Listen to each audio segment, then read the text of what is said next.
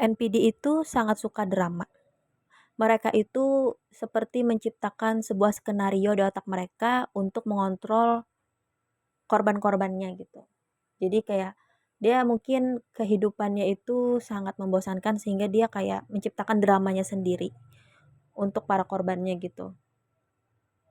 Dan dia happy melihat korban-korbannya itu hancur. Nah, si NPD itu eh, ketika menyakiti korbannya, memfitnah, merusak karakter gitu kan.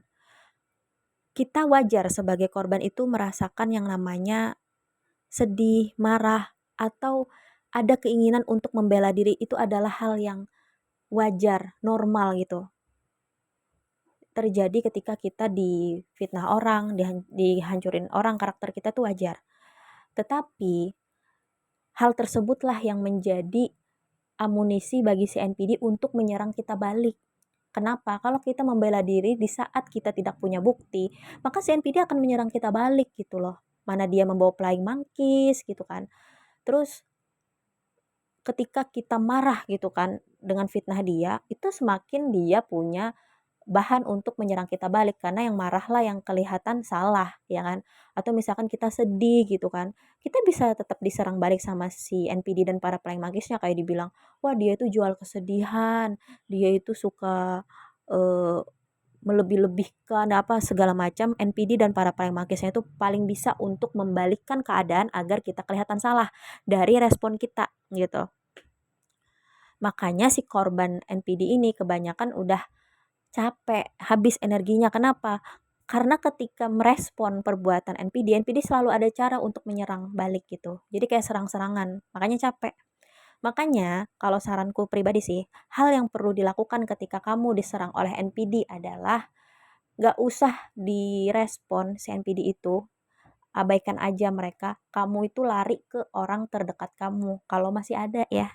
Karena biasanya si NPD kan, nah inilah NPD itu di awal pertama kali dia mengincar kamu, pasti dia akan menyingkirkan seluruh orang terdekat kamu atau seluruh support system kamu agar kamu sendirian gitu. Entah orang terdekat atau support system kamu difitnah atau diganggu atau diadu domba sama kamu sampai mereka menjauh supaya kamu sendirian. Nah, kalau misalkan kamu masih ada punya orang terdekat dan support system, misalkan masih ada nih, walaupun gak banyak lagi, ketika kamu diganggu sama si NPD, ketika kamu difitnah sama si NPD, lari ke mereka. Ceritakan apa yang kamu rasakan ke mereka. Tidak usah di tidak usah digubris NPD itu, abaikan aja NPD dan para playing monkeys-nya, lari ke orang terdekat kamu, ceritakan semua apa yang terjadi gitu. Kenapa aku menyarankan kayak gitu? Agar orang terdekat kamu tahu kondisi kamu yang sebenarnya. Agar support system kamu tahu kamu ini kenapa. Jangan tiba-tiba kamu diam, tiba-tiba kamu menyendiri. Orang nggak bisa eh, tahu kamu kenapa gitu. Jangan kamu tuh bungkam, jangan kamu menutup diri dari orang yang ingin mensupport kamu. Kamu harus ceritakan semua hal yang terjadi dalam diri kamu kepada support system kamu. Kenapa? Agar mereka tidak terhasut oleh si NPD, agar mereka tidak ikut mempercayai fitnah dari si NPD gitu. Karena si NPD ini kalau melihat korbannya masih punya orang terdekat atau support system yang tersisa, pasti dia akan nyingkirin dengan cara menghasut, dengan cara mengadu domba. Jadi usahakan keep orang-orang terdekat kamu yang mempercayai kamu agar selalu bersama kamu supaya si NPD kesusahan untuk mengontrol kamu. Karena NPD itu paling gampang mengontrol korbannya apabila korbannya itu merasa sendirian. Ingat ya, merasa sendirian, bukan terlihat sendirian. Beda.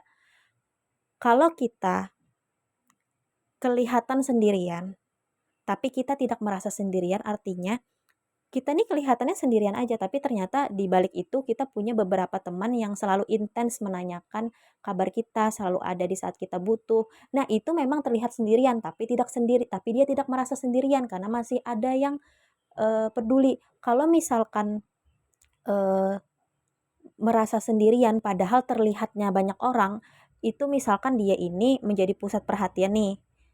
Dia ini kelihatan kayak di tempat kerja gitu kan. Di lingkungan itu selalu banyak orang di sekitarnya, tapi dia merasa sendirian. Kenapa? Karena orang di sekitarnya nggak peduli keadaan dia, cuma sibuk masing-masing dengan urusannya, mungkin di sekitar situ memang ada playing monkeys dari si NPD, jadi dia merasa sendirian. Nah, itulah yang berbahaya, merasa sendirian itu loh, walaupun di tengah keramaian. Jadi harus betul-betul punya orang terdekat yang, eee, selalu ada buat si korban si NPD agar dia tidak merasa sendirian gitu, agar bisa sharing apa yang dia rasakan gitu. Jadi memang betul NPD dan para playing monkeys-nya itu diabaikan aja, gitu, nggak usah digubris. Aku aja nih disantet sama NPD kan, di Parangmaya dulu, aku keabaikan, aku nggak pedulikan gitu loh.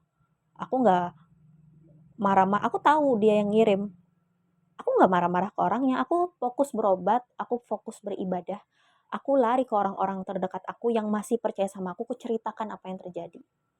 Dan kalau aku udah siap seperti sekarang, itu kan aku di Parangmaya itu tahun 2024 awal, sekarang aku udah bisa ngomong, aku share apa yang kurasakan gitu.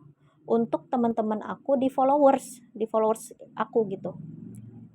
Dan aku tidak memperdulikan mereka gitu loh, walaupun diancam lagi misalkan kalau kamu keluar-keluar, menceritakan apa yang kamu rasakan akan disantet lagi, aku nggak akan mendengarkan mereka, aku nggak peduli dengan mereka gitu. Karena aku yakin walaupun aku diam sekalipun dia akan tetap menyantet aku. Aku diam tuh beberapa bulan tuh, hampir 1 tahun, tetap aja aku diserang terus. Jadi nggak ada bedanya antara aku diam dan aku bercerita pun nggak ada bedanya, aku tetap diserang. Makanya aku selalu menceritakan apa yang kurasakan ke orang terdekatku.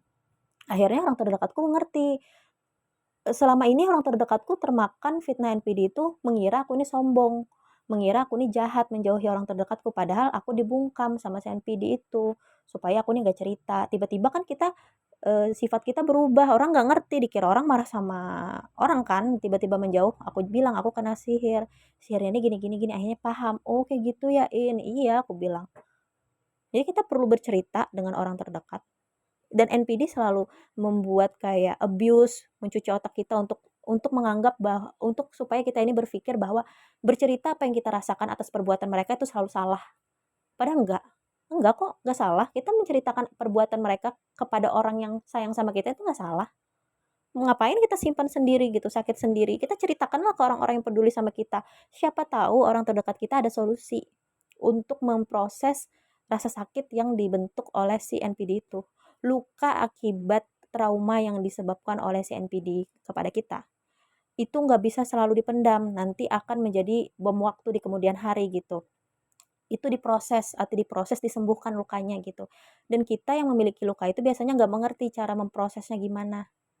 Maka kita perlu seseorang untuk mendengarkan kita, untuk, punya sudut pandang lain dan mungkin dia bisa memproses luka itu sampai sembuh gitu. Mungkin teman dekat kita, support system kita, pasangan kita mungkin, atau calon pasangan mungkin, atau, mungkin orang yang profesional misalkan ke psikiater, susahnya ngomong, ke psikiater gitu, terserah pokoknya namanya luka itu harus diproses.